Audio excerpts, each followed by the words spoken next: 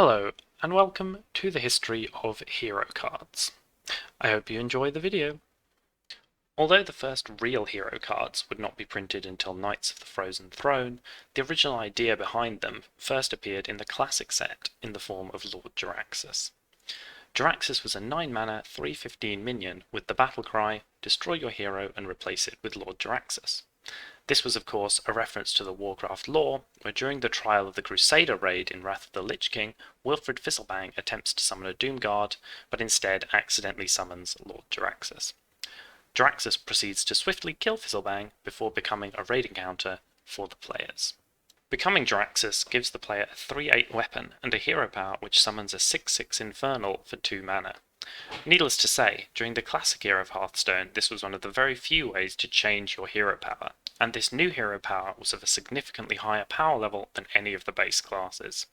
The metagame at the time was also exceptionally slow and value-based by today's standards, meaning that the card was incredibly powerful and a meta staple throughout Classic. The only drawback of the card was that it set the player's maximum health to 15, regardless of what their current health was when the card was played. This of course left the player open to being quickly burned down after Jaraxxus had been played, perhaps by a combo such as Pyroblast on turn 10, followed by Fireball on turn 11. At the time, however, this would be a fairly rare occurrence. Aggro cards were much less prevalent, and the game at the time had a much heavier emphasis on board control than is seen in many more modern metas. Nevertheless, this weakness would over time become the undoing of the card. As aggro became more prominent with each expansion released, the drawback of being set to 15 health became a serious flaw. Many decks would come to possess the burn potential needed to deal 15 damage in 1 or 2 turns, nullifying the value generation of Jaraxxus, and eventually relegating it to a place of little to no relevance in the meta. Blackrock Mountain was the second adventure released in Hearthstone, and the third set of new cards added to the game. In this adventure, we would see Majordomo Executus added to the game. A 9-mana 9/7 with the Death Rattle replace your hero with Ragnaros, the Firelord. Thematically, this card was excellent. Majordomo Executus was an NPC in the Molten Core raid from Vanilla World of Warcraft, who had summoned the final boss of the raid, Ragnaros the Firelord, for the players to fight. This card had great potential, but unfortunately upon release it was quickly discovered that the text on the card was a little bit too literal. Becoming Ragnaros the Firelord would set both your current and maximum health to 8. Oh dear. Needless to say, this immediately relegated the card to exclusively meme status, as 8 health was simply too little to survive more than 1 turn after becoming Ragnaros. The hero power was certainly very powerful for 2 mana, and we would see this concept revisited in a much more successful fashion with Fireplume's Heart in Journey to Un'Goro. Knights of the Frozen Throne would see the first proper hero cards introduced to the game. Thematically, all of the cards were great, with standouts for me being Uther of the Ebon Blade and Scourgelord Garrosh. Players were particularly excited to see what Hearthstone's take on the concept of Death Knights would be, and how that would play out for their favourite class. Learning from the pitfalls of setting the player's health to a certain amount, Blizzard would instead make these cards grant you 5 armour and otherwise keep your current health. This ensured all of the cards would at least be possible to play without losing the game on the spot, so it was definitely a step in the right direction. All of the cards had a battlecry effect and would grant a new hero power.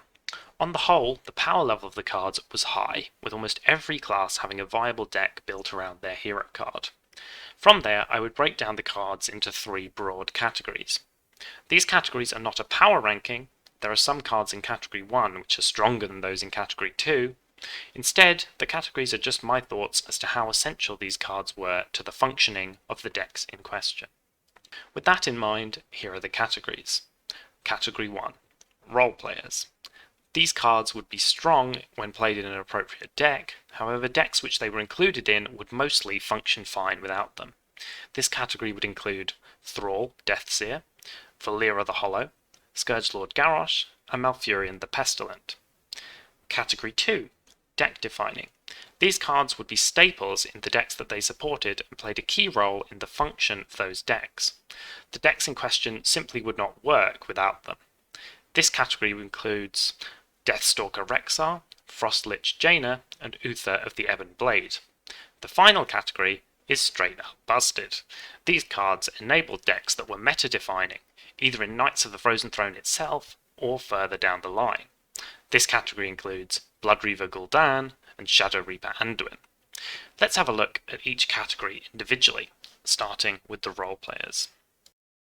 Thrall Deathseer was probably the weakest hero introduced overall. His battle cry of evolving all minions by 2 was good, but due to the random nature of the effect, it was inherently unpredictable.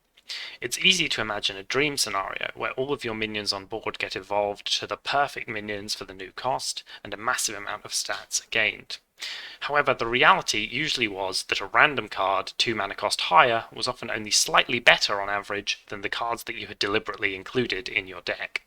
The inherent random element of the card prevented it from ever becoming a meta powerhouse, but it did find a strong niche in board-centric Shaman decks.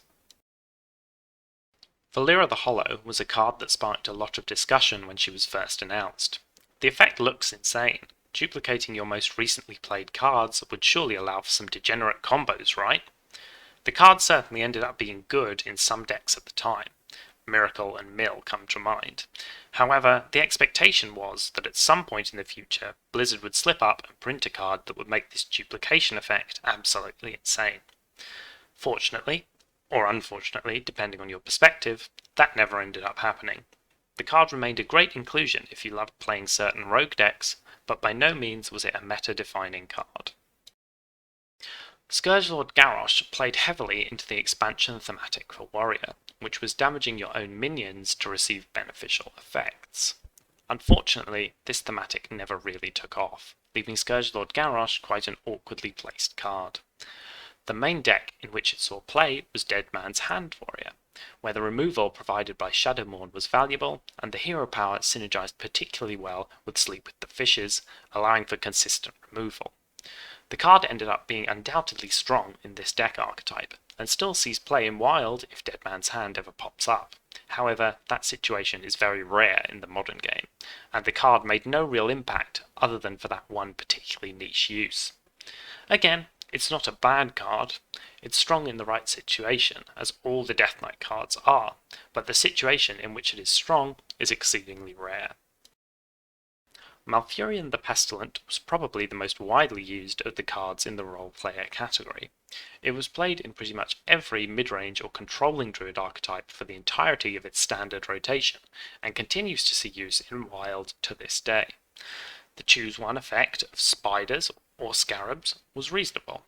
Scarabs were usually the better option to slow down your opponent and enable the druid player to reach the endgame in a reasonably healthy state. However, the poisonous spiders were also an appropriate choice in some situations. In my opinion, the real strength of the card lay in the hero power. For control strategies, being able to gain 3 armor a turn for 2 mana is just a good deal, and the 3 attack option could also come in clutch for removal of small minions or just gaining lethal on your opponent on occasion. The card was very good, however I do not think that it is the reason that these decks succeeded. For those of you that weren't playing during Knights of the Frozen Throne, the game at the time came to be known as Druidstone by many due to the sheer prevalence of ramp druid decks. Malfurion was present in almost all of these decks, and played his role in them exceptionally well. It's my belief, however, that the problematic cards at the time were Ultimate Infestation and Spreading Plague, alongside the Jade package which had been introduced earlier in the game's life. Spreading Plague would be nerfed later in Knights of the Frozen Throne, which would knock the deck's power level down a little, but it would remain relevant for pretty much the entire time that Jade cards were present in Standard, and would continue to pop up in Wild once they had rotated. Although Malfurion was a very strong card in these decks, I don't think that he was essential in executing the strategy, and as such I have placed him in the role-player category. Now we can move on to the deck-defining cards. These hero cards enabled a completely new strategy for the class in question, and the strategy would not be viable without them. Deathstalker Rexxar enabled value as a win condition in Hunter, a class that historically only saw success playing aggro or mid-range strategies. Dealing 2 damage to all enemy minions was occasionally effective in cleaning up small minions on the board, but the real reason to play the card was the hero power. The Builder Beast hero power was one of the strongest available at the time. building a combination of two beasts was very versatile, both in terms of making sure that you had an appropriate card to play for the amount of mana that you had available, and also in terms of the sheer number of effects that the beasts in question could obtain. As such, it was difficult to compete with Rexxar in terms of long-term value generation at the time. The card was also the centre of some controversy, as the developers initially intended to have Rexxar only be able to build beasts from a pool of those available at the time of his release. After some public outcry, the community would convince the developers that it was a worthwhile endeavour to update Rexxar with new beasts as they were released, ensuring that the card would remain a favourite among hunter players for a long time to come. Frostlich Jaina was the other value generation card that I've placed into this category. Summoning a 3/6 water elemental was alright, but nothing special for a 9 mana card. The real benefit of the card was giving lifesteal to all elementals played by the mage, and giving a modified hero power which would allow the mage to generate more water elementals by removing minions. Mage already had a variety of removal effects, which made it easy to reduce enemy minions to 1 HP, allowing an Icy Touch to remove them and generate a water elemental.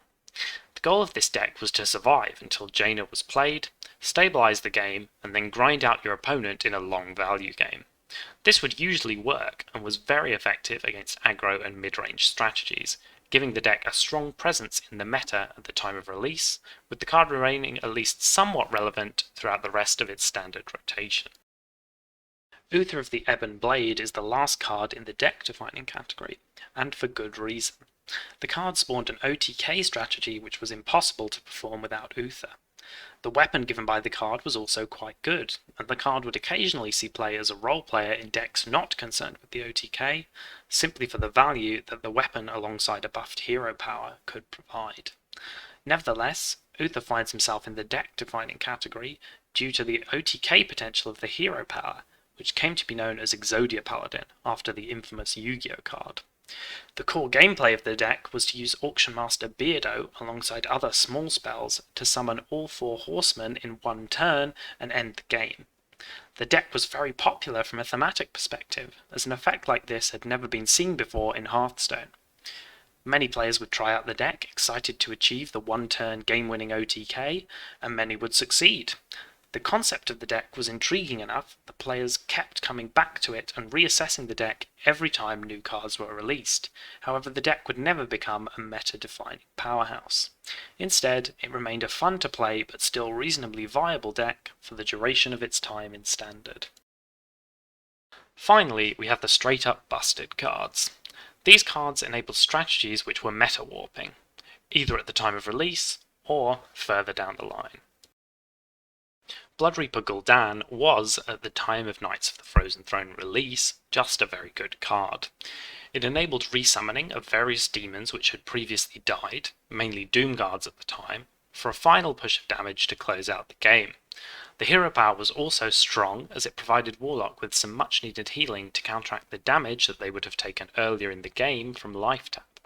The card was certainly good at this point, but I probably would have classified it as a role player were it not for what would happen in the following expansion. Kobolds and Catacombs would introduce 4 cards which would push this resummoning archetype from good into very problematic. The cards were Voidlord, Skull of the Minari, Possessed Lackey, and Carnivorous Cube. The combination of these 4 cards enabled very consistent cheating out of Voidlords on early turns like 5 or 6, which could then be duplicated by Carnivorous Cube and resummoned later by Blood Reaper Gul'dan. The cheating out of such a large late-game taunt minion so early in the game shored up the deck's initial early-game weakness of taking too much damage, and ensured that the deck's transition into the mid-game was much more smooth than it had been previously. This deck would be targeted by nerfs in the Witchwood, which would increase the cost of Possessed Lackey to 6 in order to try and make the mana cheating a bit slower and a bit less consistent, but ultimately the deck would remain one of the best decks in the meta for the entirety of its duration in Standard. Shadow Reaper Anduin was definitely the most problematic hero card introduced with Knights of the Frozen Throne, and would spawn a deck in Highlander Priest which was extremely strong at the time and is currently the strongest deck in Wild, making it a frontrunner for the strongest deck ever. The card itself seems relatively innocuous. A Mass Shadow Word Death is a very powerful effect, but probably not worth 8 mana on its own. The hero power deals 2 damage to a target of the player's choosing. Doesn't sound too strong, right? Well, the problem comes in on the final sentence. After you play a card, refresh this. This effect ended up being much easier to trigger than I imagine the developers intended, due to the prevalence of cheap cards for Priest alongside Lyra the Sunshard, which enabled generation of more random Priest cards, which were also relatively cheap on average. You would be forgiven for thinking that this effect still doesn't seem that bad, certainly not worthy of the title of best deck of all time. Well, that may be the case were it not for one final piece. The expansion Mean Streets of Gadgetzan had printed a card called Raza the Chained, which at the time had not seemed very powerful.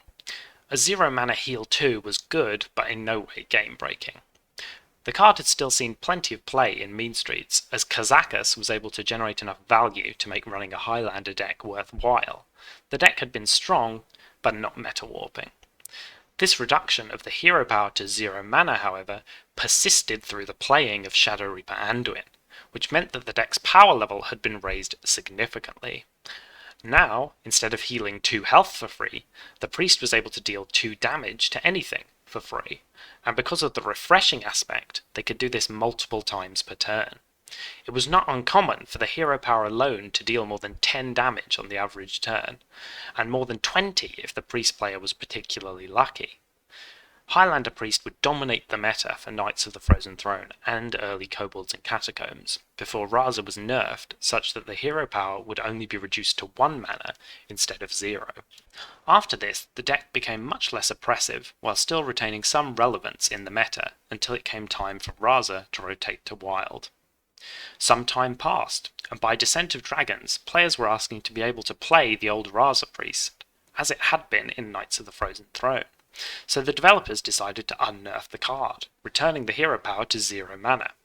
They believed that the deck would not be powerful in Wild, as many new and more powerful cards had been printed since then. Unfortunately, they were very wrong. Spawn of Shadows was a card which had seen very little play at the time of its release, and had remained a relatively obscure card since then. Unfortunately, it synergized very well with the 0 mana hero power of Shadow Reaper Anduin, meaning that as long as the priest player had more health than the opponent, it was now quite common for Spawn of Shadows to be played on turn 10 with both Raza and Anduin up, resulting in an OTK combo. This deck is the strongest deck in Wild currently, and has been such for almost a year at this point. Wild players seem to be getting quite fed up with it, as it warps the meta in such a way that only hyper-aggressive strategies or Raza Priest are viable, with mid-range strategies being completely crowded out of the meta. This has been the case for quite some time, and Wild players seem to be hopeful that at some point the card will be nerfed again, allowing new strategies to appear in the space left behind by this incredibly powerful deck. In summary, I believe the first wave of hero cards to have been a massive success, both in terms of enabling new gameplay patterns and in terms of thematic. Many players remember these days as the golden age for hero cards, and nostalgically think back to their favourite Death Knight strategies. However, like any first attempt at a type of card, they were not without their problems. Some of the hero cards printed were simply too powerful, and have remained problematic since their inception. What changes would Blizzard make to their design philosophy regarding hero cards moving forward? The beginning of the Year of the Raven saw the Witchwood expansion enter the game of Hearthstone. Every expansion during the Year of the Raven saw a new hero card added to the game, with the intent of representing the key figures in each expansion. The Witchwood was no exception, with the release of Hagatha the Witch, the titular antagonist of the Witchwood. Thematically, I really like this card. Shaman was the perfect class for some swamp witchy antics, and the mechanics of the card matched up well with that fantasy. Hagatha was certainly a control card. Dealing 3 damage was nice, but not game-changing, and the real value of the card came from the hero power, a passive hero power which added a random shaman spell to your hand whenever you played a minion. This led to a value-centric shaman archetype, which was powerful enough to see reasonable play during the Witchwood, and gave shaman a viable hero card to use after the slightly more lackluster reception of Thrall Deathseer. The Boomsday Project would be the second expansion of the Year of the Raven, and like the previous expansion, would see a hero card printed to represent the antagonist of the set, Dr. Boom, Mad Genius. Overall, this was probably my favourite hero card of all time. The thematic was spot on, capturing the RNG nature of the original Dr. Boom and playing into the Dr. 7 meme from all the way back in Goblins vs Gnomes by making the card grant 7 armor rather than the usual 5. The card was the first to feature multiple hero powers, with the one that you had access to being randomly assigned every turn. All 5 of the hero powers were powerful as a baseline, with the possibility of being exceptionally so should the right board state arise. Even the battle cry of the card was nothing to scoff at. Giving all mechs Rush allowed for any deck containing Dr. Boom to generate consistent value in the late game with the delivery drone hero power. The card ended up being ridiculously flexible, and found a home in all but the most aggro of warrior decks. Similarly to Shaman, this gave Warrior a hero card that was much more viable and more exciting to play than Scourgelord Garrosh, patching up a weakness in the Knights of the Frozen Throne hero card roster. The card continued to see play throughout the Boomsday Project, Rastakhan's Rumble, and into Rise of Shadows. At this point, the original Death Knight hero cards had rotated from Standard, leaving only 3 available hero cards in the format, 4 if you include Jiraxxus. Dr. Boom, Mad Genius, was by far the strongest of these, and began to have a meta-warping effect, due to no other cards remaining in Standard which could compete with the late-game value that he provided. This ultimately culminated in a nerf to 9 mana during Saviors of Uldum, which put the card into a still playable but much weaker state, as coming down later allowed the mid-game to last a little bit longer, giving other decks a chance to shine before Dr. Boom could lock down the late game. This nerf was reverted when the card rotated to Wild in Ashes of Outland, and even back at 7 mana, the card sees no play in Wild, reinforcing the idea that the card was not inherently broken at 7 mana, there was just very little to compete with it in the meta at the time. Rastakhan's Rumble would introduce the final hero card for the Year of the Raven, Zul'jin, a 10 mana hero card with the battle cry, cast all spells you've played this game, targets chosen randomly, and providing a hero power which was the same as the default Hunter hero power, but with the ability to choose the target. All of the power of this card lay in the battle cry, and given that pure Spell Hunter was a strong deck at the time, this card slotted right in. The previous 2 hero cards introduced shored up the weaknesses of classes which had received fairly lackluster hero cards in Knights of the Frozen Throne. Hunter was not one of those classes, which often led to decks including both Deathstalker Rexxar and Zul'jin, with Zul'jin generating a big push for the board on one turn, and Rexxar being played the following turn, mainly to capitalise on the value of the hero power going forward. The community already found the pure Spell Hunter deck to be quite enjoyable to play, and had been playing it since the introduction of Rock Delar in Kobolds and Catacombs. Zul'jin gave the deck the push it needed to become one of the most relevant decks in the Rastakhan's Rumble meta, and I personally found it to be one of the most fun Hunter decks of all time. Unfortunately, however, this could not last. The release of Rise of Shadows saw the Year of the Raven end, and with that, Rock Delar and many other strong Hunter spells would rotate to Wild, ending the Spell Hunter dream. Zul'jin would continue to see some play for the rest of his Standard run, but would never reclaim the same level of power as he had enjoyed during the Rastakhan's Rumble meta. The card almost never sees play in Wild, as the state of Hunter in Wild is fairly weak in general. Spell Hunter can still be played, and you may even win a couple of games, but it is by no means meta relevant, as most decks in the Wild format are now simply too fast for it to compete. From here on, hero cards were given somewhat of a rest, with none being released in either Rise of Shadows or Saviors of Uldum, but they would return in a big way in Descent of Dragons. Descent of Dragons saw the release of 5 new hero cards, the aspects of Galakrond, for Rogue, Shaman, Warrior, Priest, and Warlock, all of which were given away for free during the expansion's launch. From a thematic standpoint, the cards were interesting, exploring a part of the Warcraft lore which had not been explored very much at all outside of the novels. In the lore, Galakrond was a massive proto-dragon who hunted down and consumed other proto-dragons to gain their power. I'll include a link to a novel video on the lore of Galakrond in the description, as a discussion of all of the lore is well beyond the scope of this video, but I will say that it's somewhat fitting that aspects of his power would now find themselves representing 5 of the classes in Hearthstone. Mechanically, the cards were somewhat strange in that they were almost the combination of a hero card and a quest because of the invoke mechanic. The invoke keyword was added to a handful of cards for the classes that had a Galakrond hero card available. When played, these cards would trigger the hero power of the class's corresponding Galakrond if that Galakrond was in the player's deck. For example, playing Praise Galakrond would give a minion 1 attack and add a random lackey to your hand if you had Galakrond the Nightmare in your rogue deck. Playing invoke cards would also upgrade the battlecry effect of the Galakrond hero card. The first upgrade would happen after 2 invokes, and the second upgrade would happen after another 2 invokes, for 4 invokes in total to achieve the most upgraded form. This invoking acted as a sort of pseudo-quest for these Galakrond decks, as it would often be suboptimal to play Galakrond before the maximum upgrade level had been achieved.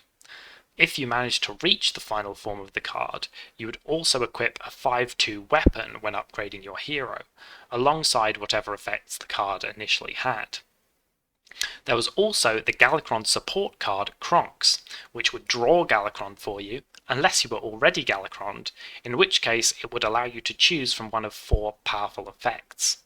As such, he was pretty much automatically included in any deck which would contain Galakrond. From here, let's break down each Galakrond individually. Galakrond the Tempest would initially be the strongest of the 5 Galakronds. The strategy for the card was simple and straightforward. Invoke as much as possible, and then end the game with a final push of 2 8/8 rush minions. Corrupt the Waters often helped with this game plan, as most of the invoke cards were battle cries, which made the quest easy to complete. Galakrond was also only 7 mana, meaning that Heart of Viernal could be used for 2 mana, followed by a fully upgraded Galakrond for 4 8/8s with Rush. Unless answered immediately, this would usually end the game. The Shaman exclusive invoke cards were also very strong, and alongside the hero power itself, helped the deck easily take control of the game and reach this late game board swing consistently. Corrupt Elementalist was nerfed only a few days after the release of Descent of Dragons, with the other 2 Shaman invoke cards following only a month later, reducing the overall power level of the deck significantly. The deck then remained relevant throughout Descent of Dragons, but fell out of relevance shortly after with the release of Ashes of Outland. Galakrond the Unbreakable also dominated the meta early on in Descent of Dragons. As like Galakrond the Tempest, the game plan for the deck was relatively obvious. Reach late game, play Galakrond, and close out the game with massively buffed charge or rush minions. The card Scion of Ruin was key in this strategy, and would also be nerfed after about a month of Descent of Dragons, resulting in a large power reduction for the deck. Decks centered around Galakrond the Unbreakable would slowly lose popularity after this, and eventually Galakrond the Unbreakable would see inclusion in decks with no invoke cards, simply to make use of the extra damage provided by its hero power. Galakrond the Unspeakable would see some experimentation early in the expansion, however its battlecry effect wasn't particularly valuable for Priest, and its invoke cards were fairly lackluster. It would quickly settle into the role of a single card, sometimes without any other invoke cards present, in decks like Highlander Priest. The hero power of generating a random Priest minion was still very valuable in the late game, but Priest just had easier ways of removing 3 minions from the board. As such, the invoke Galakrond archetype never really took root in Priest. Galakrond the Wretched started off by following a similar story to Galakrond the Unbreakable and Galakrond the Tempest. It had strong invoke synergy cards, particularly Fiendish Rites, and it synergized well with the long-time Zoo archetype for Warlock. Fiendish Rites would be nerfed early in Descent of Dragons, but the archetype continued to see play throughout the expansion. Unlike the others, however, the Invoke Galakrond package would continue to see use alongside Galakrond for its entire standard run, with the rest of the deck usually being some kind of Zoo or Control package. The deck was by no means the strongest at any point, but it certainly held its own niche in the meta since its inception, and although it wasn't the most flashy of the Galakrond decks initially, it ended up being the archetype which had the most longevity out of the 5. Galakrond the Nightmare flew somewhat under the radar for the early Descent of Dragons meta. The invoke synergy cards were seen as decent, but nothing to write home about. The hero power of adding a lackey to your hand was also reasonably good, but not as obviously good as the hero powers of the other Galakronds. The battlecry effect of drawing cards and reducing their cost was obviously very powerful. It took some time to work out what the best strategy was to utilize this effect, but with some time to refine the strategy, it started to become very powerful. Big value cards like Heist Baron Togwaggle and Kronks could generate massive board swings if they could be discounted, and the sheer amount of lackeys generated would allow the rogue to fight well for the board until the late game where these cards could be played. This strategy would end up being the strongest of the Galakrond strategies throughout Descent of Dragons and into Ashes of Outland, where Galakrond the Nightmare would become the only Galakrond to see a nerf to the card itself rather than just the supporting cards. On the whole, these Galakrond-focused decks dominated the Descent of Dragons meta, but most would fizzle out by the time Ashes of Outland arrived. The notable exception to this was Galakrond Rogue. Anything that can reduce the cost of a card down to 0 has always ended up becoming problematic at some point, so it's not too surprising to me that the card was eventually changed, and it allowed the meta to become a bit more open to other decks flourishing. Looking back, I have to say that I didn't really enjoy playing with or against most of these decks, and I think that most of the community felt similarly. While they were initially great fun, they quickly began to wear on the players due to the sheer amount of effects that most of these cards produced. Invoke cards especially would often have 2 or 3 effects baked into one card. Card generation was also at an all-time high during this period of the game's life, in decks like Galakrond Rogue and Galakrond Priest especially, and I think that this was the time where the community really started to realise that constantly playing with and against cards that have been randomly generated isn't particularly fun. Sure, there had been randomly generated cards before this, but none of them on the scale that we were now seeing. Overall, I personally preferred the design of the original Death Knights over these Galakronds. The Death Knights had clearly defined niches and purposes, whereas the Galakronds often seemed to be somewhat overloaded in terms of the things that they were doing. Generating infinite lackeys and reducing a sizable amount of your deck to 0 cost and equipping a weapon is just too much for one card to do, in my opinion. Descent of Dragons had one last surprise in store for us. A mini-adventure, Galakrond's Awakening, which would introduce the last hero card of the Year of the Dragon, the amazing Reno. Reno had become a very iconic Hearthstone character since his inclusion in League of Explorers, appearing again in Savers of Doom and finally here. The thematic of the card is great, capturing the playful nature that we had come to know and love from Reno since his introduction. The card would remove all minions from the battlefield without triggering their death rattles, and provide a hero power which would cast a random spell at the start of every turn. The card was obviously powerful, and immediately was included in Highlander Mage, a very strong deck at the time. The full board wipe was already valued at 8 mana, if you consider a card like Twisting Nether. Gaining 5 armor is probably worth more than 2 mana on its own, so unless the hero power was something negative, it was almost certain that the card would see play. The hero power was somewhat unpredictable, often triggering card draw at the worst time and killing the mage player with fatigue, but more often generating some kind of positive effect on the board, like a board clear or healing effect. The amount of spells available in the standard format was huge, so the variance of outcomes was high, but on average the hero power turned out to be a positive for the mage player. The card did not enable any archetypes on its own, but found a comfortable place in an existing archetype and remained relevant for the rest of its standard rotation. With the addition of the core set in the Year of the Griffin, it's been confirmed that Jaraxxus will be reworked into a more traditional hero card, which adds 5 armor to your current total rather than setting you to 15 HP. I suspect that just this change will be enough to ensure that Jaraxxus is a relevant card in the coming year, as the main weakness of the card, the survivability after playing it, has been addressed, but the strengths of the card have not been changed at all. Once Descent of Dragons rotates, it would leave Jaraxxus as the only hero card available in Standard. Perhaps this will be the case for a time, however Forged in the Barrens would seem to be the perfect setting to introduce hero cards which represent the greatest heroes of the Horde. If community predictions about the next two expansions are correct, perhaps we will also see Heroes of the Alliance in the next expansion. Or maybe all of the hero cards will be left to the final expansion of the year, as the image does seem to suggest some kind of Alliance versus Horde Alterac Valley battle theme. Where better a place to introduce cards to represent Azeroth's most iconic heroes? Thanks for watching all the way to the end. Let me know in the comments if you have any different opinions on any of the decks that I've discussed here, or different memories for that matter, as to what went on back in those times. Thanks again for watching.